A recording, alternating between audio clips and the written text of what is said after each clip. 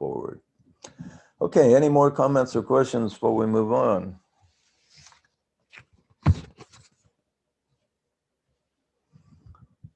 Don't all speak at once. Okay, good group, and we appreciate everyone being here. So we'll move on with the class.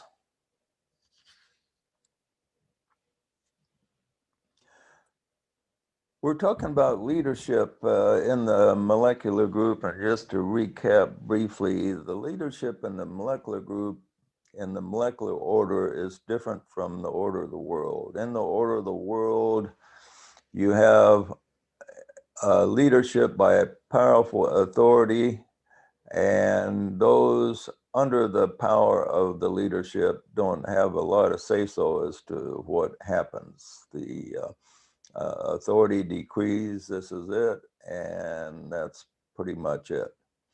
And for those that are progress or move up in leadership, they're selected from the top down.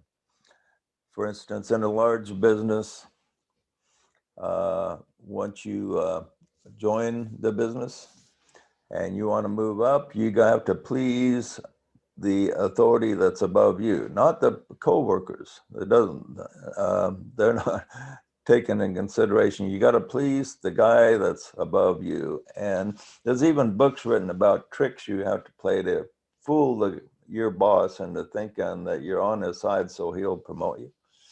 And you got to make the boss feel like you're no threat. So oftentimes in regular organizations, the person that is picked to move up in the scheme of things is a person that's no threat, that's kind of a milquetoast type character, that's no threat to the order. But then once he gets in, he wants to keep his position going, so he picks a similar no threat person to move up in the system. And many of the people with the greatest talent are completely overlooked because they pose a threat to the ones above them. What made my wife Artie quit her job was she got frustrated with the guy that was above her. He was promoted because he was a golf partner with the guy that was above him, and she was working for the state at the time. And she'd come up with ideas and he'd say, yeah, and then ignore him. And finally, she'd come up with really a good idea to help everything run more smoothly and presents it to him. And he says to her, Artie, you just think too much.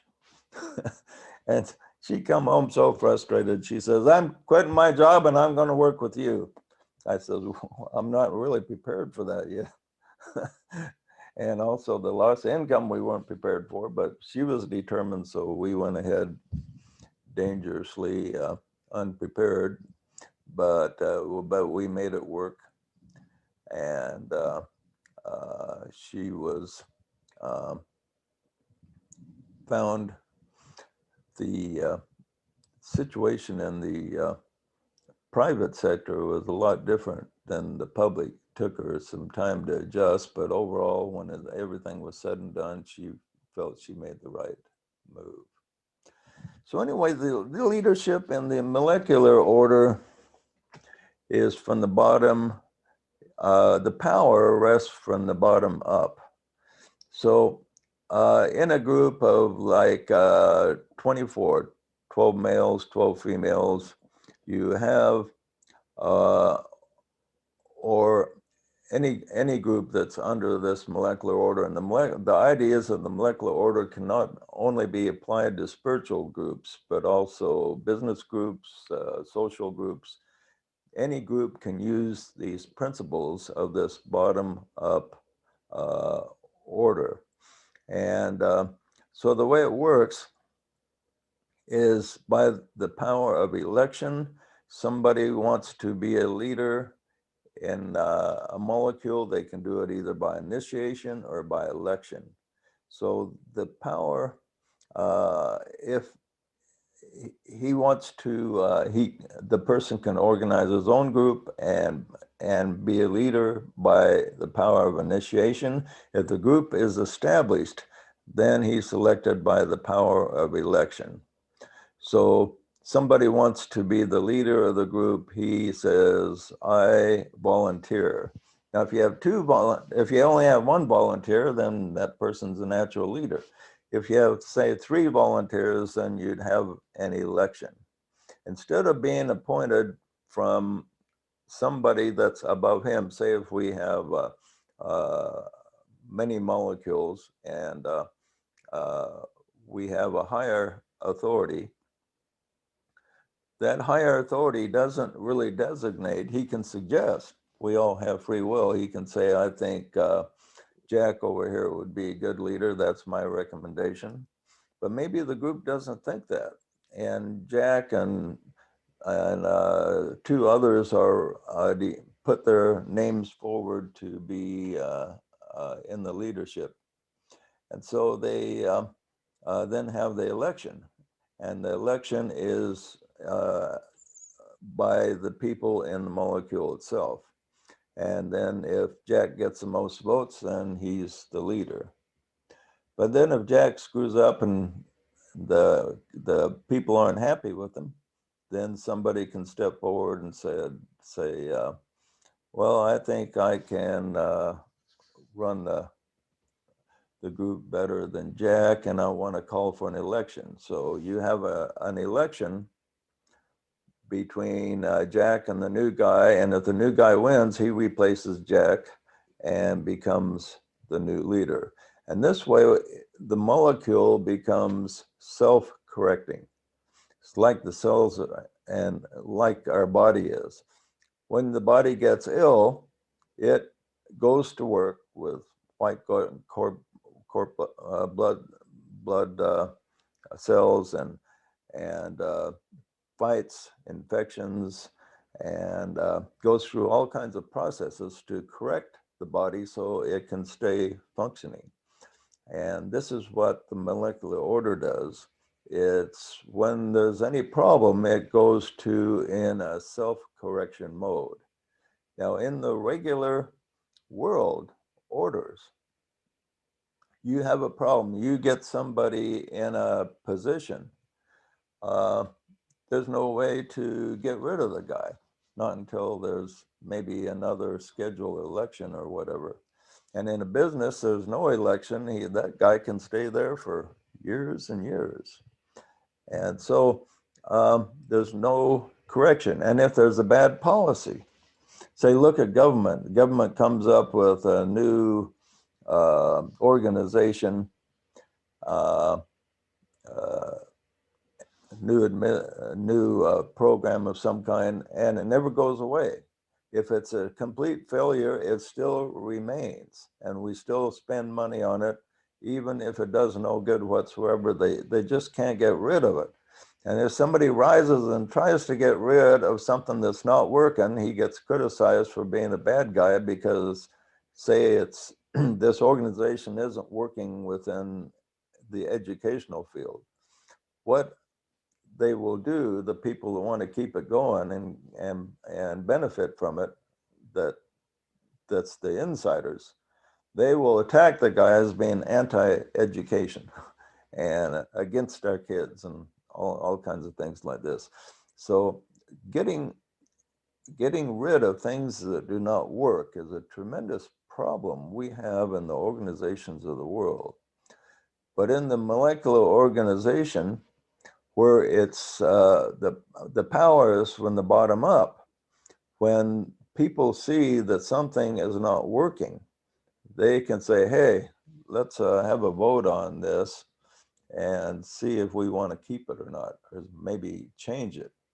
And if the, or even beyond that, the leader of the group has to tune in to what the members of the group want, because they can remove him at any time if he doesn't perform well and if he's seems to be too authoritative or anything, they can call him in.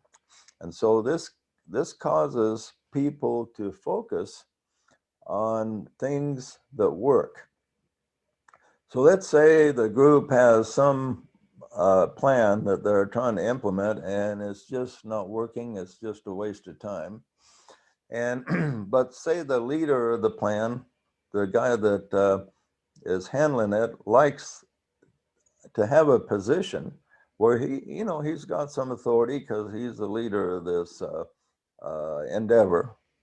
And normally in the regular system, he would do everything he can to make sure it continues, even though it's not working. Well, in the molecular order, the common people look at this and they say, this isn't working. We need to eliminate it or change it.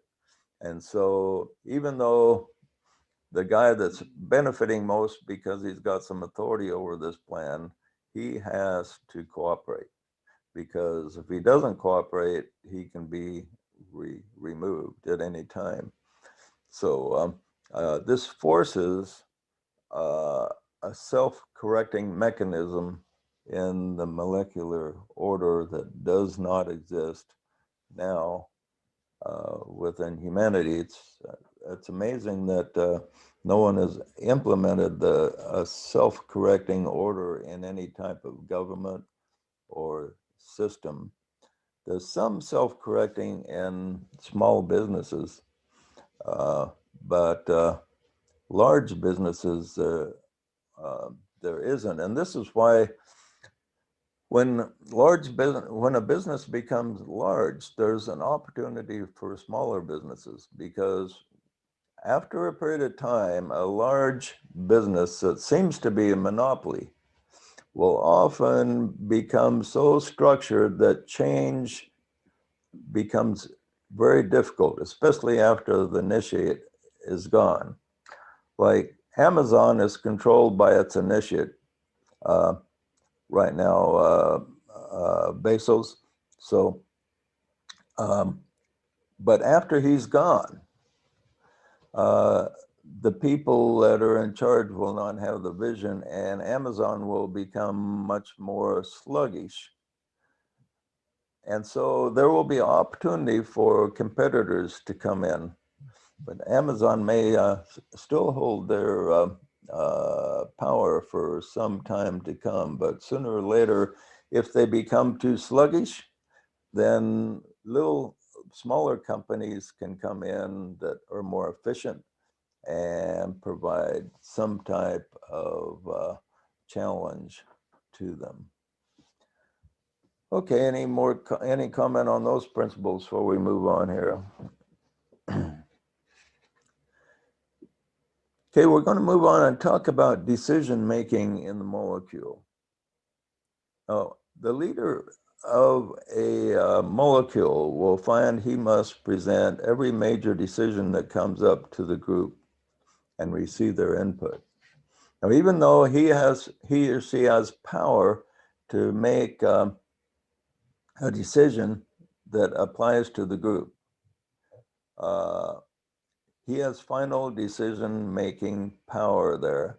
And this causes an efficiency because it gives, the molecule has the efficiency of authoritarian power, yet the benefit of democracy. It has the best ingredients of both. Democracy is very sluggish because it's hard to get people to agree. An authoritarian system has efficiency because the guy can just say, this is what we're going to do, without getting a bunch of votes and feedback and taking 2 months to get the decision made. So the leader of the molecule has power to make a decision, so you don't have a really sluggish movement ahead. You can move ahead quickly. But his decisions are checked because he must, if he exercises too much authority without considering the people in his group, he will be challenged and removed. And this is what checks his authority. So normally what will happen if the leader has a small decision to make that's of not much consequence, he'll just make it and save the group a bunch of time talking about it. But if it's a significant decision, uh, if he just makes it on his own, the group will feel that they didn't have, were not consulted, and his leadership could be threatened. So any decision that affects the group as a whole, what will be the general inclination of the leader is he will present it to the group. So he comes up with an idea he thinks would be good for the group, and he presents it to the group, and they all talk about it, give their input, and he can even call for a vote if he wants. Say if it's not something life or death or anything for the group, he may just call for a vote and then go with the majority vote. And uh, that way he gets uh, he can implement his idea with the will of the people behind him. And normally in a molecule, you'll have everyone will vote the same way, but not always. There's personalities involved. There's not always group soul contact on every item because people have their own ideas and the personality level that uh, prevent complete unity, but oftentimes, like our latest idea is the promotion of the Declaration of Goodwill, and everybody here is very supportive of that idea. And so it's, uh, I mean, who isn't supportive of goodwill after all? If we can implement more goodwill on the earth, it can only be a good thing. So that's kind of a no-brainer idea for a group to support.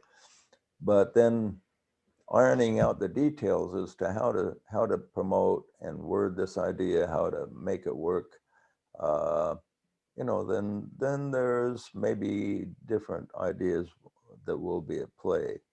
But anyway, the leader is held in check. So he throws out the idea to the group, and the group um, uh, gives their input. He can call for a vote. He doesn't have to call for a vote. If he gets their input and seems like everybody's pretty much behind it, he doesn't really have to call for a vote. Um, so um, soul confirmation, well, there's two primary jobs of the leader, and that is number one, to stimulate the group with ideas, projects, and concepts. So we don't want a leader that just is there as a figurehead. We want a group we want the leader, and the group wants a leader that's going to stimulate the group with ideas, projects, and concepts. And the second is to lead the group toward union through prayer, meditation, and teaching. So everybody can achieve soul contact and become one in the direction that needs to be taken. So in the stimulation of a group with ideas or projects, the leader has to take in mind the, the, the group and the individuals and what they can do. One of the problems that we mentioned with members of the group in this day and age is some people in this group right here, for instance, are retired and have quite a bit of free time, and others, like Juan over here, has to work like crazy to make his business work. And so some people have a lot more time than others. So,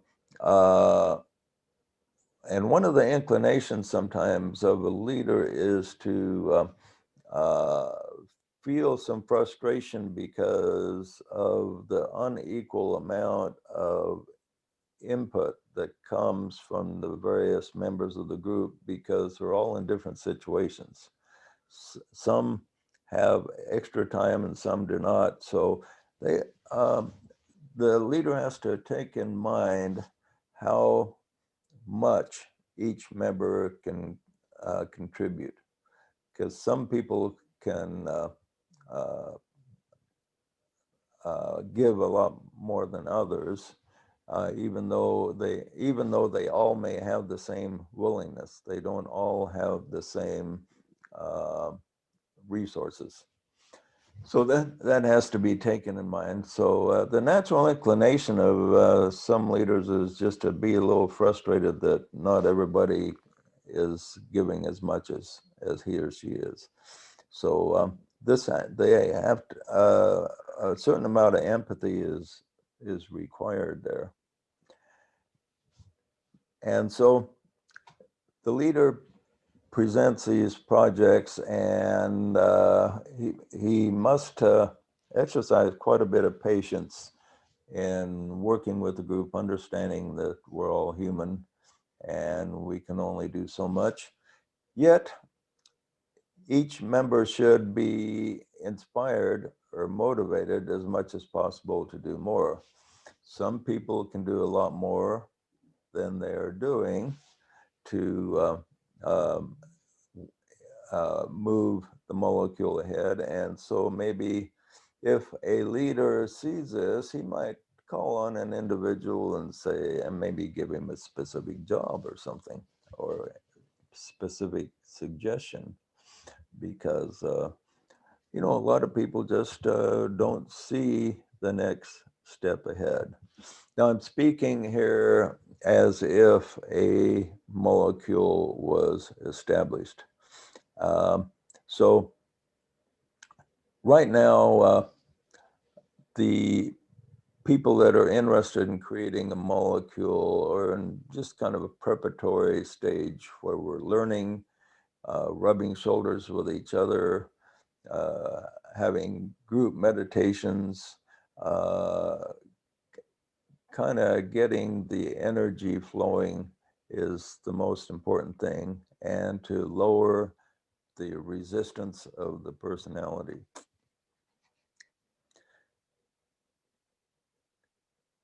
Now, soul confirmation will be sought on major decisions, and hopefully oneness will be achieved. Now, if oneness cannot be achieved and there's a lack of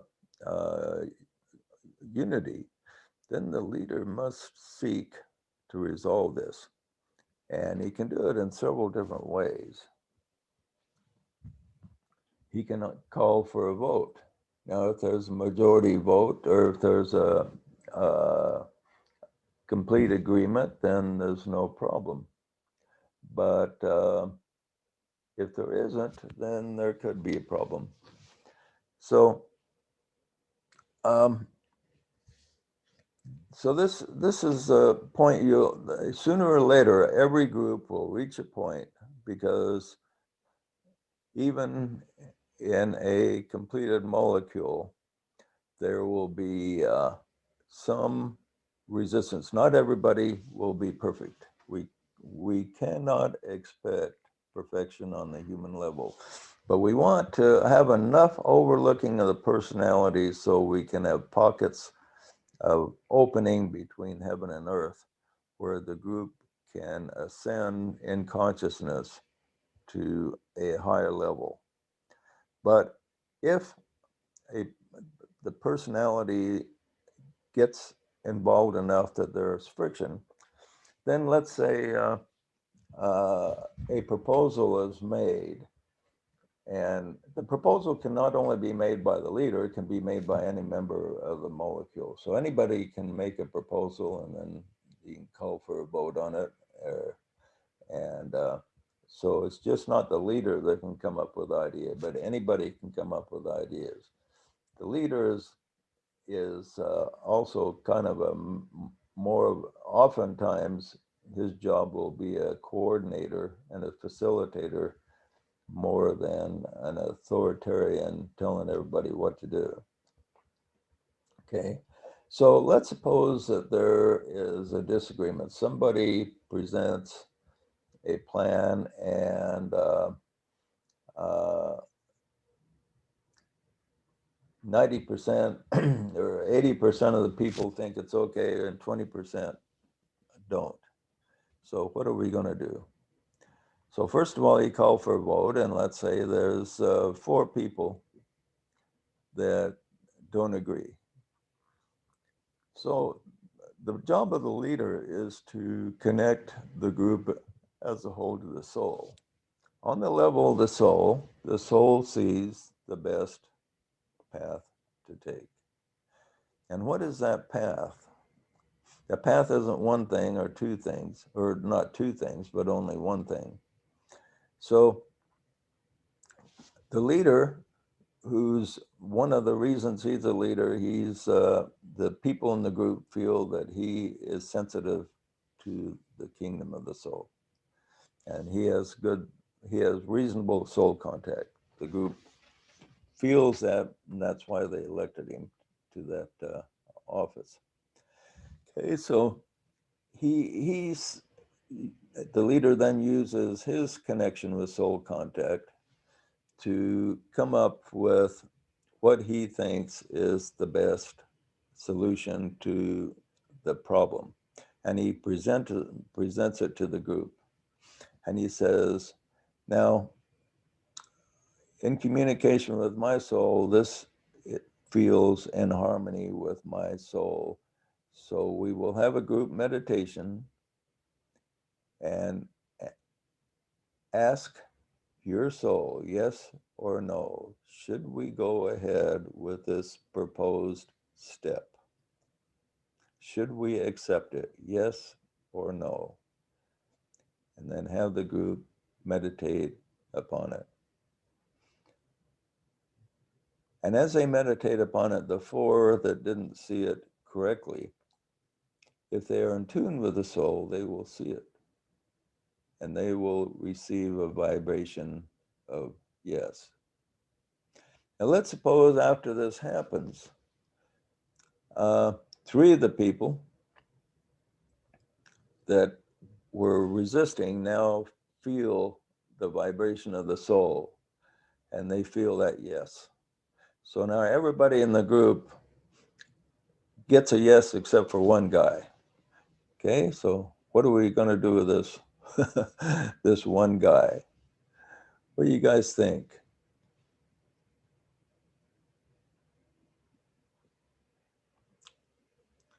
What would be the next step? JJ, if let's say you've got 6 people and you've got and the leader comes up with an idea, whatever, and everybody feels good about the idea. Well, why should they have to stop and go ask the soul, is this a good idea? Why don't they just fall in line and play the game and see how it works out? Instead of causing dissonance right off the bat, uh, they should just maybe fall in line and see how that works out. Yeah, That was you a don't have to suggestion. have a meeting where you uh, get the soul confirmation on everything. If it's obvious and the members are like the direction, they'll just feel it instinctively. But we're talking about like something that's maybe a major step, and say maybe a little controversial, perhaps even. And the leader wants to go ahead with this, and so he to make things function well, he will need group soul contact. And so if we have just this one person that's negative on it, that uh, person then uh, the the best way to handle this, it's important that they have unity. Normally in a situation where the people are in tune with the soul, you'll have 100% agreement, because when a molecule is established, people will be aware of what a yes or a no feels like, especially after you go through this for a period of time. And But just so, use logic. yeah. So I what? mean, ask if you have a person that disagrees, find out why they disagree. What is the reason for their disagreement? And Yeah, then look at it in the light of day. yeah. The first thing the leader could do is take this person aside and have a one-to-one prayer or meditation with him, and try to tune into his mind and get him. If you know that the soul approves, then you know that this person can receive a yes. Okay, and he's resisting for some reason. Find out why that resist. That's the leader's job, is to check into this. Find out why he's resisting, and on the leader can then have that contact, personal contact with him, and try to achieve soul contact together and have this person sense the yes. Because if the soul contact is true for the rest of the group, that means that this guy has a personality issue. His personality is resisting for some reason. So the leader has to find out what the problem is.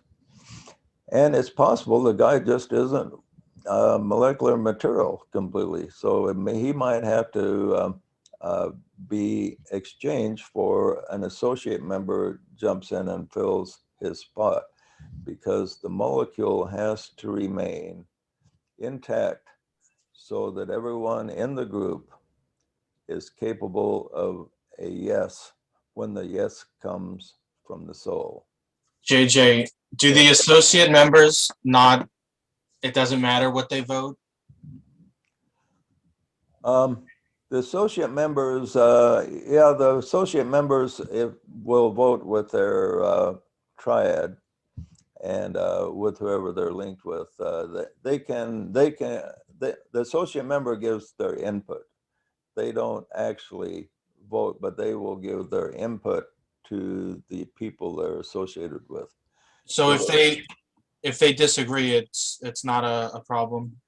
Is that not as big of a problem as if the member, an actual member of the molecule. Uh, so the associate member, as we've explained before, is kind of a molecular member in training, so to speak. And when we get enough associate members, then the associate members break off and create a new molecule, and then they become uh, a a full molecular member.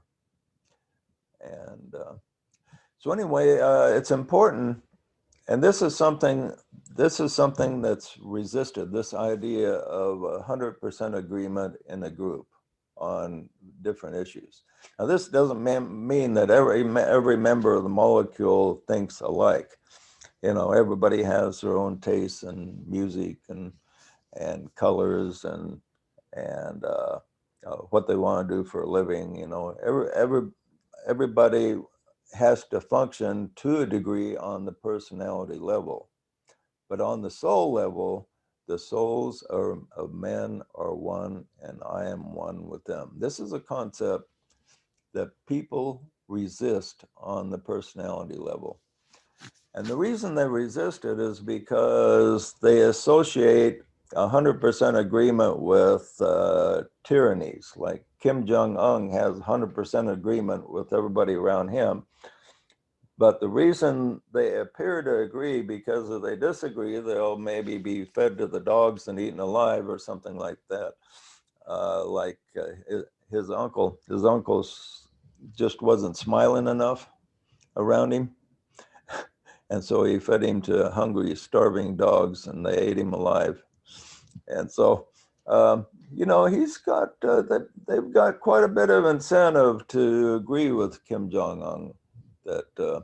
Uh, and also when they have rallies and meetings there, the authorities look over the photographs of the attendees, and if somebody isn't smiling enough and look like they really support their dear leader, they're visited, and they may wind up in some concentration camp. So that's why, and all the pictures of North Korea, when Kim Jong-un is giving a speech, you look at the audience and everybody just looks like they are just really in on things. But it's a false unity. It's not really there. There's a lot of people just wish that they could speak their mind. But the true unity, a true unity is possible. And this will be frequent. This will be the common thing when the molecular orders are established, is there will be true unity, because there will be soul contact, and the souls of men are one. The lower astral feeling nature is dropped away. When that's dropped away, oneness will always materialize, and because they will be able to see as one mind. And this is what a lot of people have taught, even in a lot of the New Age people that I've presented this idea to think it's impossible, because they say, well, people just think differently. Well, yeah, people think differently, they have different tastes, but that's connected to the astral body. And in the kingdom of the soul, there is no astral body. And so it's completely bypassed in the kingdom of the soul. And in the kingdom of the soul, the minds are one.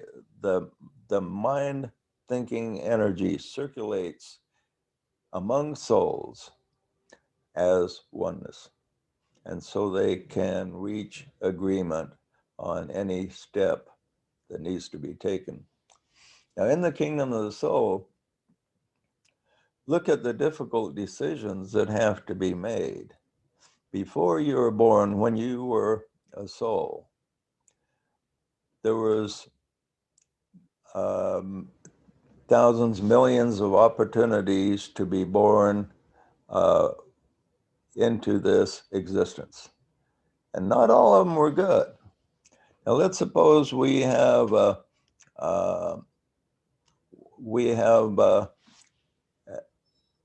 situation where a baby is to be born in a terrible environment, okay? Or maybe with a handicap or whatever, okay? So your spiritual guide may come to you and say, you could experience a lot of physical or spiritual growth if we send you down in this body and this family. It's going to be difficult, but we're going to show you in your mind the potential progress if you handle this situation correctly. And so the guy has a vision of what can be gained by being born in this poor family where he has to really struggle. And he sees that vision and he says, okay, I'll accept. It's going to be tough, but I accept. And that's why there's no lack of entities, spirits, to inhabit bodies that are born in difficult situations. If they couldn't find a volunteer, you'd have in these third world poor countries where there's starvation and all kinds of things, you would have stillborn babies because there'd be no volunteers to come inhabit the bodies. But there's always volunteers. We're not forced to come down here. We actually volunteer. And there's actually more people volunteer to come down in difficult situations than easy situations. Because from the other side, when they look down here and they see,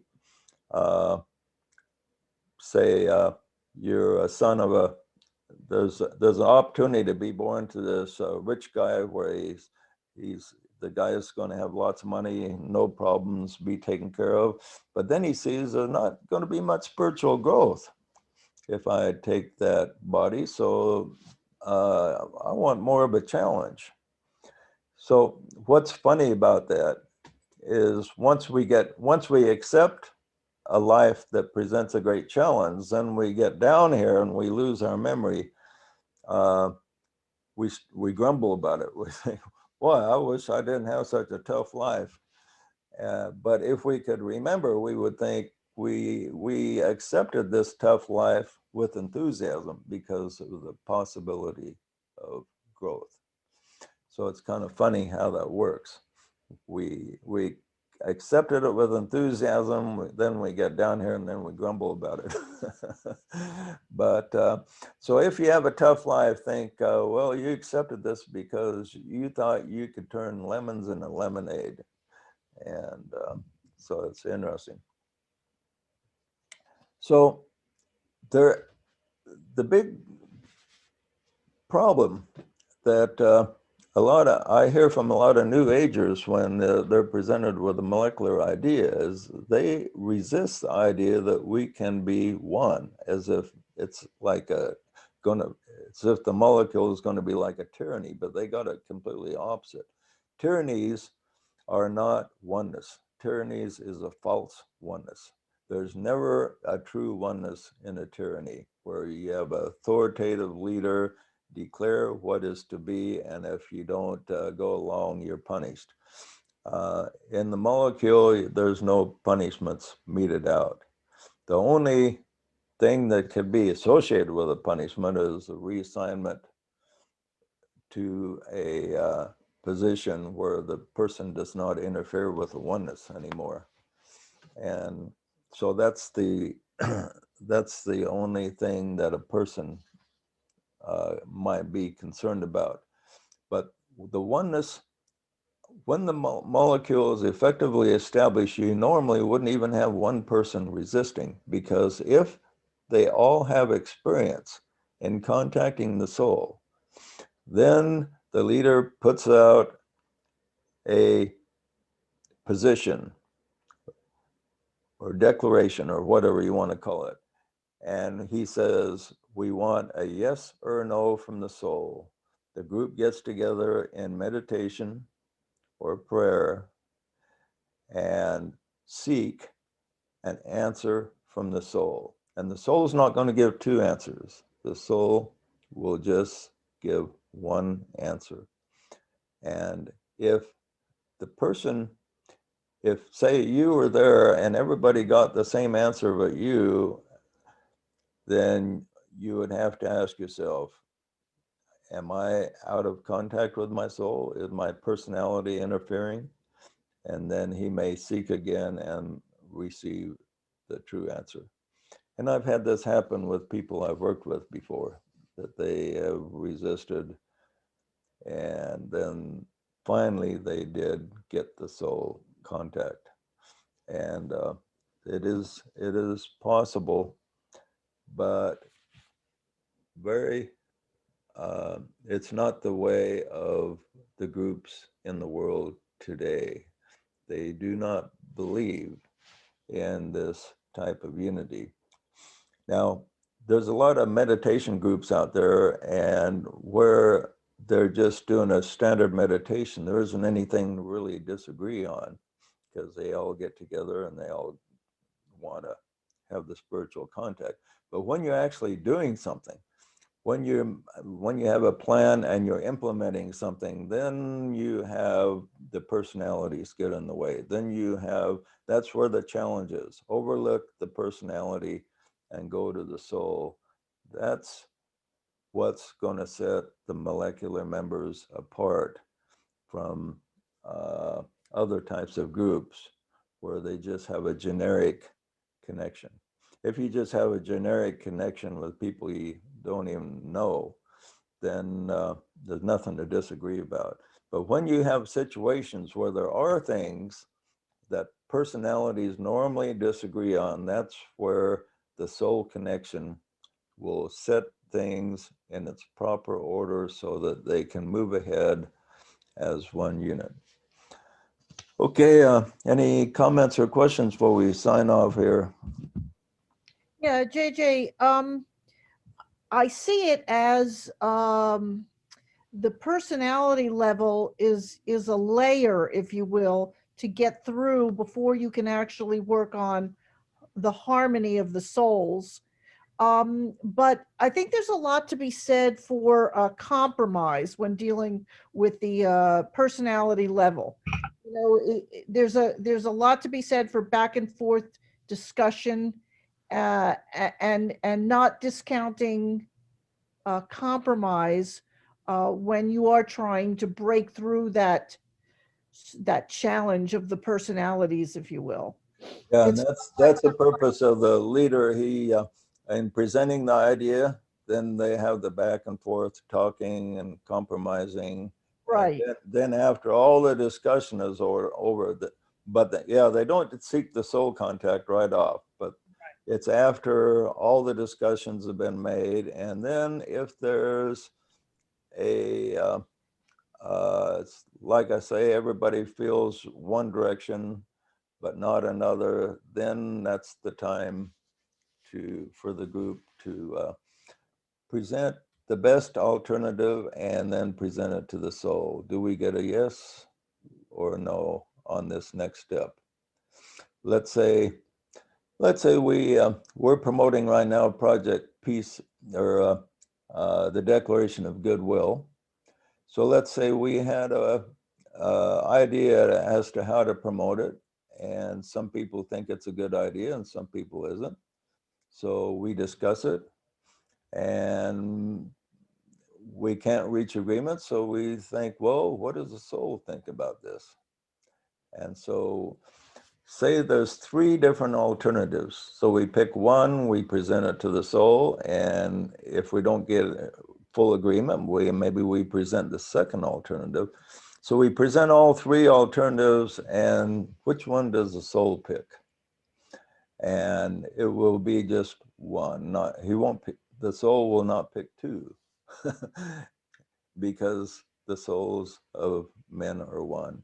And so eventually, and maybe what the soul picks will not be perfect because it was created by us imperfect individuals down here, but this step ahead may be the best alternative of the 3. So the soul would give confirmation on the one that would bring us together.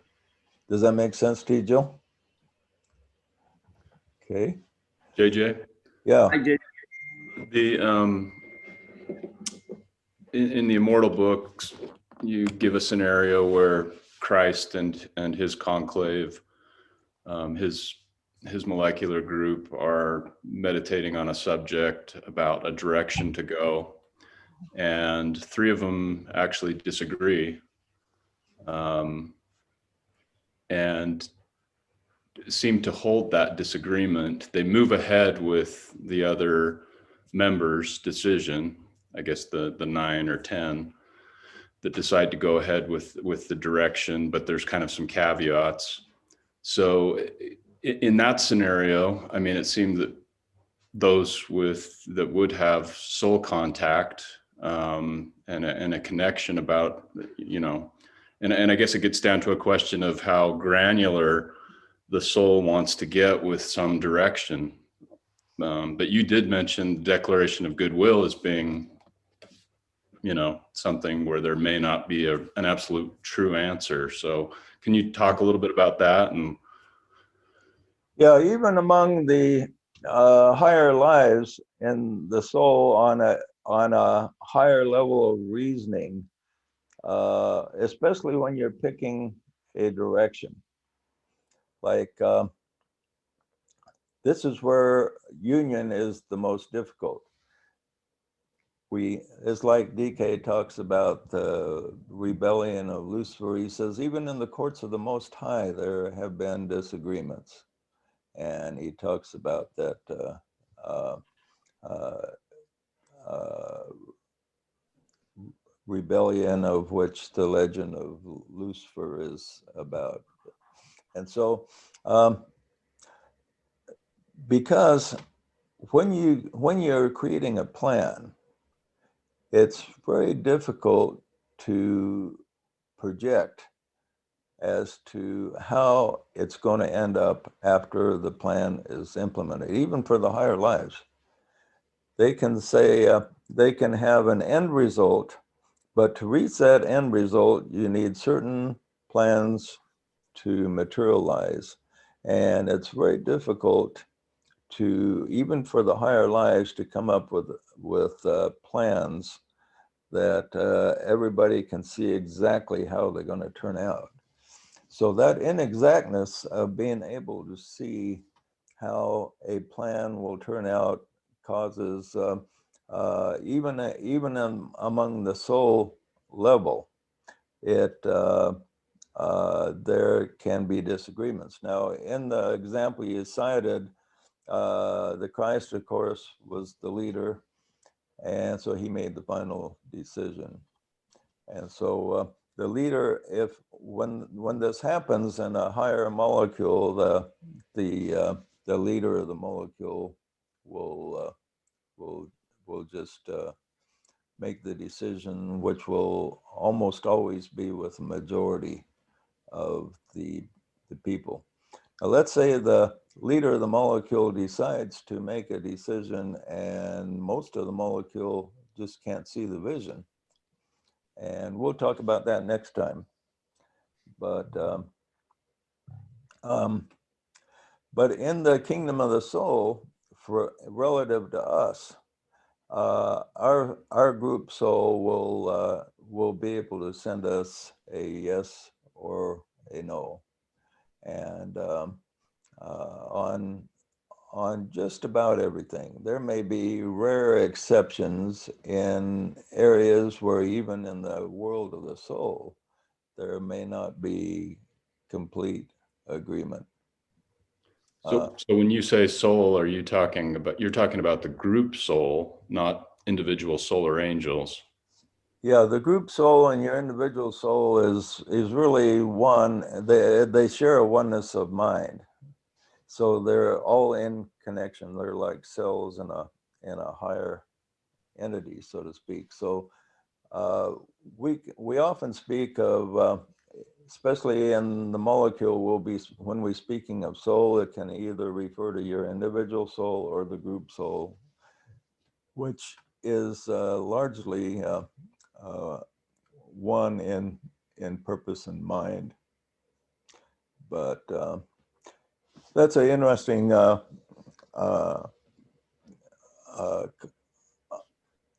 point you brought up there, Adam. Thanks.